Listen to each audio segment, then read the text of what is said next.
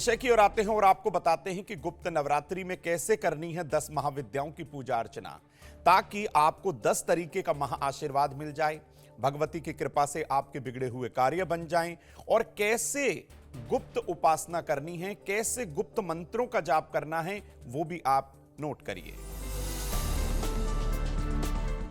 देखिए, हिंदू महीने के अनुसार माघ मास के शुक्ल पक्ष की प्रतिपदा से और नवमी तक गुप्त नवरात्रि मनाई जाती है।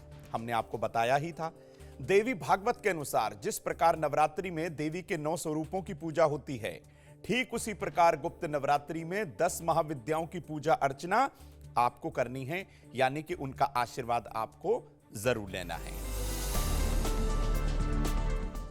बात करते हैं 10 महाविद्याओं में पहले स्वरूप की। बात होगी देवी महाकाली की।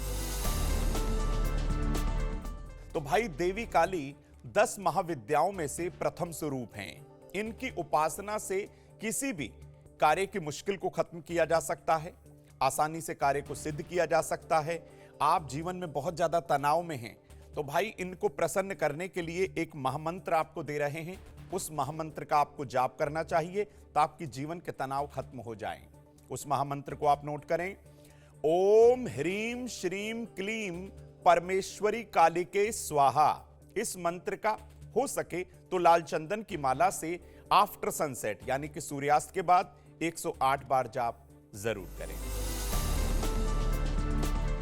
बात करते हैं दूसरी शक्ति के विषय में। 10 महाविद्याओं में दूसरा स्वरूप भगवती तारा का है। इनकी उपासना से आर्थिक उन्नति के साथ ही जीवन का हर कार्य सिद्ध हो जाता है। इनको अगर आप प्रसन्न करना चाहते हैं, इनकी असीम कृपा चाहते हैं, तो आपको निम्न मंत्र का जाप जरूर करना चाहिए। ओम ह्रीम स्त्रीम हुम फट। इस मंत्र का 108 बार जो है आप जाप कर लीजिए। आपके जीवन की तमाम बाधाएं, तमाम मुश्किल खत्म हो जाएंगी और भगवती का आशीर्वाद आपको जरूर मिलेगा। अब बात करते हैं तीसरी महाविद्या के विषय में। 10 महाविद्याओं में तीसरी महाविद्या है राजराजेश्वरी त्रिपुर सुंदरी जी। इन देवी की उपासना भी आपको करनी है।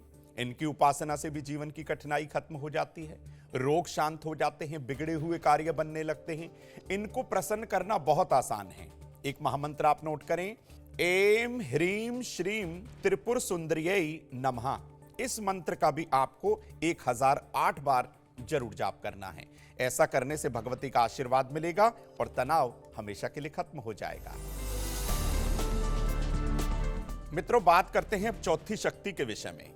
10 महाविद्याओं में चौथा स्वरूप है भगवती भुवनेश्वरी का। इन्हें शाकंभरी देवी के नाम से भी जाना जाता है। जीवन में तनाव खत्म हो जाता है, मान सम्मान की प्राप्ति होती है, व्यक्ति सूर्य के समान चमकने लगता है, ऊर्जा की प्राप्ति होती है। तो भाई, इनकी प्रसन्नता आपको अगर चाहिए तो एक छोटा सा महामंत्र आपको जपना ही होगा। ह्रीम भुवनेश्वरी देव्यै ह्रीम नमः। इस मंत्र का हो सके तो कमलगट्टे की माला से जाप जरूर करिएगा। 10 महाविद्याओं में 5वां स्वरूप है भगवती छिन्नमस्ता का। आपने बहुत जगह इनका चित्र देखा होगा, इनके स्वरूप की महिमा भी सुनी होगी। तो भाई, इनकी उपासना से जितने जो शत्रु हैं वो शांत हो जाते हैं, विरोधी घुटने टेक देते हैं। और इनकी प्रसन्नता कैसे होती है? एक छोटे से महामंत्र से। उस महामंत्र को आप नोट करिए। श्रीम ह्रीम एम वज्र वैरोचनीय ह्रीम फट स्वाहा। इस मंत्र को आप नोट कर लीजिए और इसका अनुसरण करिए। भगवती के आशीर्वाद से जीवन के तमाम जो शत्रु हैं, रोग, ऋण, तमाम जो चीजें आपके जीवन में मुश्किलें पैदा किए हुए हैं, वो धीरे धीरे खत्म हो जाएंगे। बात करते हैं 10 महाविद्याओं के छठे स्वरूप की। भाई, छठा स्वरूप है भगवती भैरवी का। इनकी उपासना से आजीविका में सफलता के साथ ही धन संपदा की प्राप्ति होती है।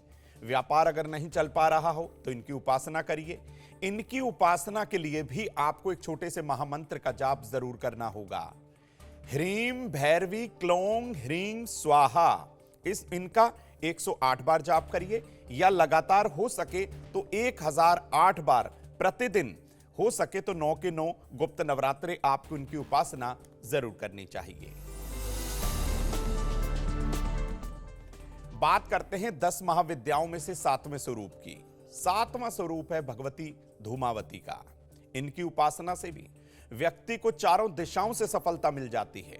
व्यक्ति सूर्य के समान चमकने लगता है, सफलता कदम चूमने लगती है और सभी कार्य बनने लगते हैं, सिद्ध हो जाते हैं और सेहत अच्छी हो जाती है।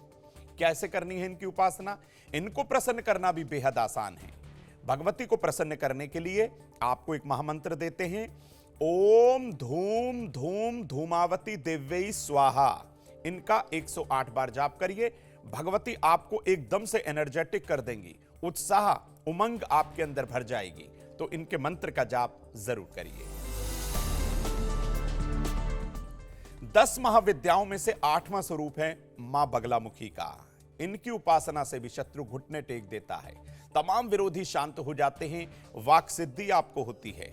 पांडवों ने भी कौरवों पर विजय प्राप्त करने के लिए इनकी उपासना की थी और कौरवों पर विजय प्राप्त भी की थी। इनको प्रसन्न करना भी बहुत आसान है। पीले वस्त्र आप पहनिए, घर की दक्षिण दिशा की ओर चेहरा करिए और ओम ह्रीम बगलामुखी दिव्यई ह्रीम ओम नमः इस मंत्र का 108 बार जाप कर लीजिए, वो भी हल्दी की माला के द्वारा। इनको प्रसन्न करना बहुत आसान है, लेकिन पूरी पूजा पाठ काल में आपको सात्विक रहना होगा। तामसिक भोजन से आप बिल्कुल दूर रहिएगा। 10 महाविद्याओं में 9वां स्वरूप है भगवती मातंगी का। इनकी उपासना से पारिवारिक जीवन, दांपत्य जीवन स्वस्थ हो जाता है। कलह कलेश दिन प्रतिदिन खत्म होने लगता है। जीवन के हर क्षेत्र में आपको सफलता मिलने लगती है। इनको प्रसन्न करना भी बहुत आसान है। बहुत छोटा सा महामंत्र है, उसे आप नोट करिए, ओम ह्रीम एम भगवती मातंगेश्वरी श्रीम स्वाहा। इस मंत्र का आप स्फटिक की माला से 108 बार जाप जरूर करिएगा। 10 महाविद्याओं में 10वां स्वरूप है भगवती कमला का, जिससे नाम से ही पता चल जाता है भगवती कमला महालक्ष्मी का स्वरूप है। इनकी उपासना से जीवन में धन धान्य की प्राप्ति होती है, उच्च पद की प्राप्ति होती है, उच्च शिक्षा की प्राप्ति होती है। तमाम जो जीवन के अभाव हैं वो धीरे धीरे खत्म हो जाते हैं। कौन सा है महामंत्र, आप उसे नोट करिए, हसौ जगत प्रसूत्यै स्वाहा। कमल गट्टे की माला से इस मंत्र का कम से कम 1008 बार जाप जरूर करिएगा। संपूर्ण गुप्त नवरात्रि अगर आपने इस मंत्र का जाप किया तो यकीन मान के चलिए 10वें दिन आपको धन की प्राप्ति अवश्य होगी। भगवती का परम आशीर्वाद आपको जरूर मिलेगा। तो मित्रों, भगवती का आशीर्वाद आप और आपके परिवार पर बना रहे, ऐसा ज्योतिष गुरु आपके लिए कामना करते हैं। फिर किसी नए विषय को लेकर ज्योतिष गुरु आपके समक्ष आएंगे। जुड़े रहिए जी न्यूज के साथ। दीजिए मुझे इजाजत। नमस्कार।